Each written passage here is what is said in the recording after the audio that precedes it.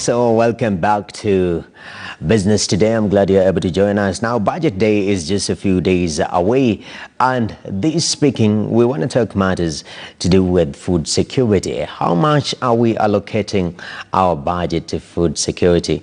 This Thursday, the 13th of June, of course, 2019 to be specific, the budget will be presented. As always, we'll bring you everything you need to know around this as only we can. Now, leading up to that, today in studio, I have Okisegero Jepate, food security expert, who will be dissecting the expectations from the budget with regards to food security matters. Welcome to the studio, Mr. Jepate. Thank you. Budgetary allocation, very important. Everyone is looking forward to this. Yes. And people like you, food security experts, you're asking questions. Yeah. How much are we allocating to our food security, even going back in time? Have you been doing a diligent job in that regard? Thank you so much for having me. What happens then is a challenge that the allocation for food or agriculture at large has not been given that it deserves, because the Maputo Declaration, where our president sat and the nations sat together in Maputo, they agreed that they will allocate 10% of the national budget to agriculture. Sadly, from 2013, we have seen the highest allocation go to 3.5. And this year, the estimates we now given is coming down to 3.2, which becomes a sad scenario that out of the big four agenda, food security and nutritional security has been given and has been put forward as one of the biggest pillar. Out of the four pillars, food is critical. And actually food supports including manufacturing, because the raw material must come from agriculture.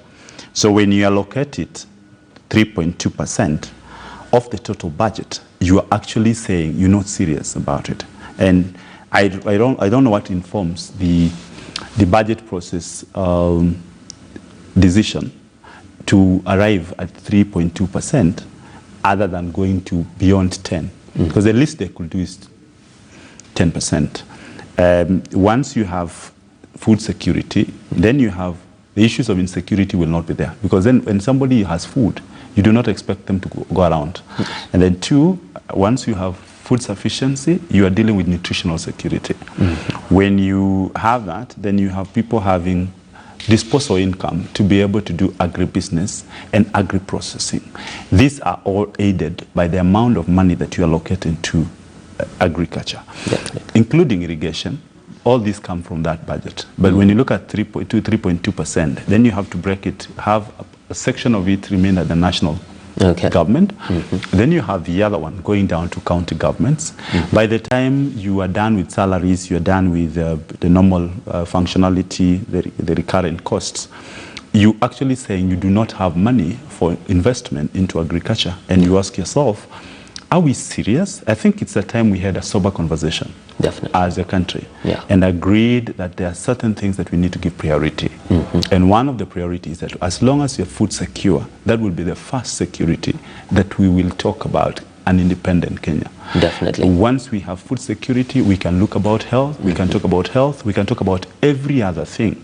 But as long as we are food insecure, we will end up spending much money in imports in future, other than spending this money in investing on infrastructure and production sites. Definitely. And there's the big issue when we discuss food security, because the government tends to give priority to large-scale farmers. But when you look at the production in the country, Kenya is being fed by small-scale farmers. Actually, it stands at close to 85%. Is this a wrong approach to by the government, and can they correct this? Just as I said earlier, I think we need to have a conversation. The last I checked is that between 85 to 89% of the total production or food production in this country comes from small scale. When you give energy or power or preference to the large scale, it's not something that I want to say it's a bad thing, but we need to look at what our priorities. Because when you get smallholders together, it is more secure because it's cheaper to run with them because they use cheap family labor in most cases. They use the infrastructure required is less. Yes. Running a large-scale farm, my brother, is not one of those things you want to imagine. It's a walk in the park. Yes. Because the cost of production has gone high. But perhaps just to mention what needed to be done is to have a sober conversation and say, how do we revive the cooperative union movement that used to be here to get farmers. Lastly, is that I hope that then the CS will be able to remove VAT that has been loaded on agro inputs in the past, in the last year, and have this eroded so that our cost of production comes down. All right. Yeah. Thank you very much, Mr. Ojipat, Thank you. for speaking to Business Today on matters food security. We appreciate it. Thank you for having me. Also, there you have it. We have to have a sober conversation in regards to how much we allocate into our agriculture sector. If you have a happy nation, a full nation, a nation that has eaten. They say a hungry man is an angry man. So we have to feed our Kenyans and we have to rethink about this. But on our social media spaces, it asks you a very interesting question. What do you think Kenya Airways requires to turn around its fortunes? And the handles were at Noah_Kipkimbo at KTN News KE. The hashtag was KTN Business, and it still is. And I just want to check some of your response right here with me. Surayetu is saying, stop corruption. Is KQ still paying 4 million per month to the bus company that ferries passengers within JKIA? They can also try privatization, which will be futile for this parastatal, more affordable pricing, better services. That is Juan Ian. And with that said and done, thank you very much for engaging with us in this particular discussion. It doesn't stop. Of course, the show stops right here because we are out of time. Thank you very much for watching KTN Business Today. I'm Noah Kipkimboy. Let's see each other tomorrow.